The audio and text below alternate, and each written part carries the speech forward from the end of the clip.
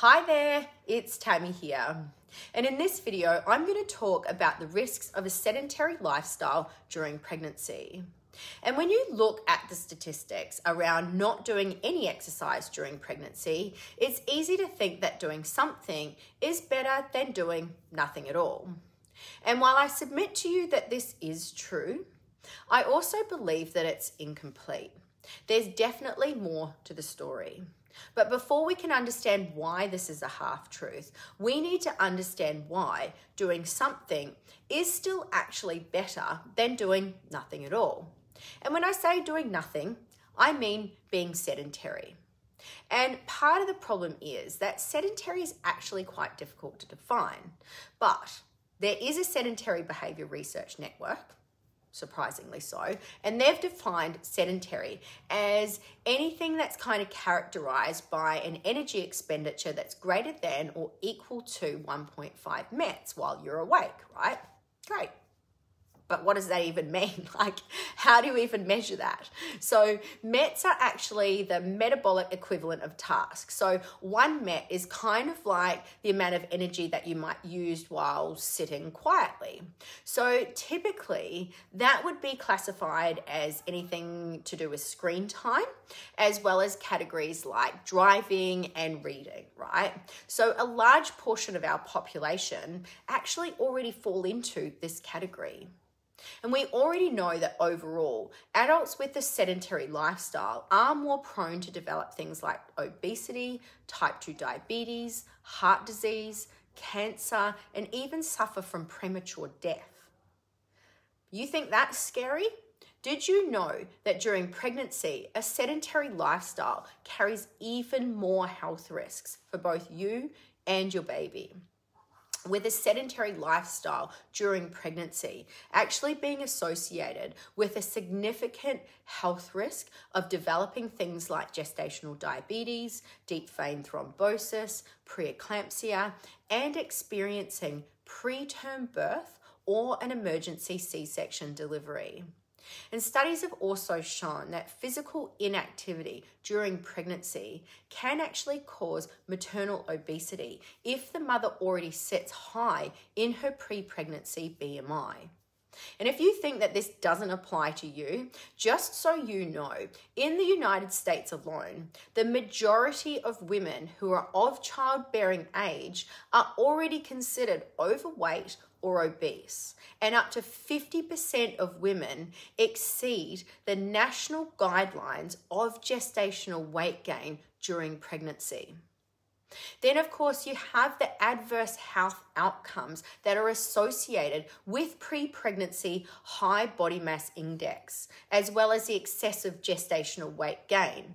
And those are things like being at an increased risk of, again, preeclampsia and gestational diabetes. Then you have things like the increased chance of having macrosomia in your baby. And that's when the baby actually weighs above 4.5 kilos at the time of birth, which typically ends up in a C-section delivery. And then, of course, overweight and obesity in the mother comes with its own unique set of health risks separate from the pregnancy risk.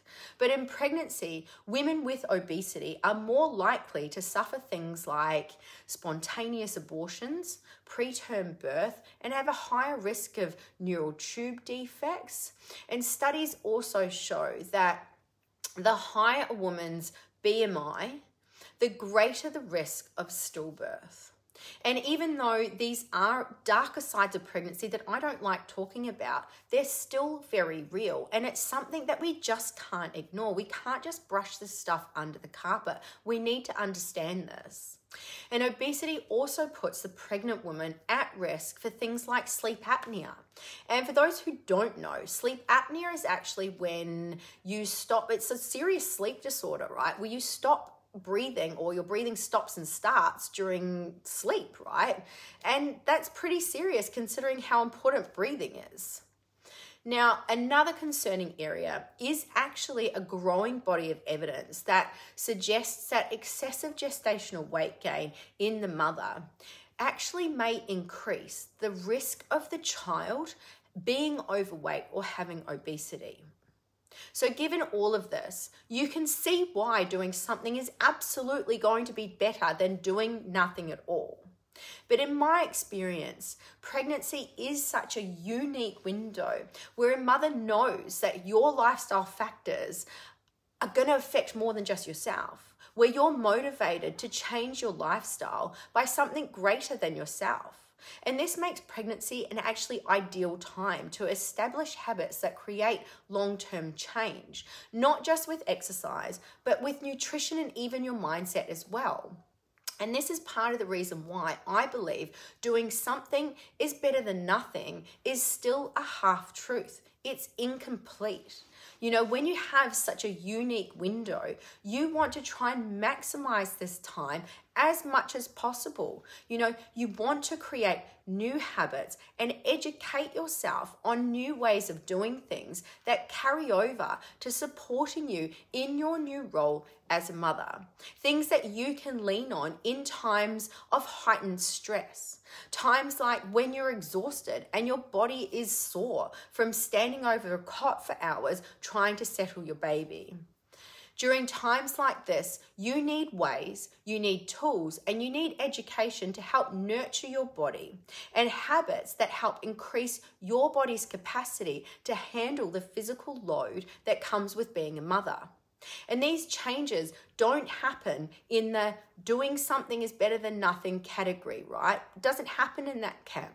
This is why I believe that this pathway, even though it's true, doing something is better than doing nothing, it's also incomplete. So if you want to make sure that your pregnancy, health and well-being doesn't fall into this doing something is better than nothing category, and you want to maximize this unique window to establish habits that create long-term change, not just with exercise, but nutrition and even your mindset, then head to the link in my bio and apply to join my complimentary but private WhatsApp community. So that's it from me today. I hope this video helps, and I'll see you in the next one.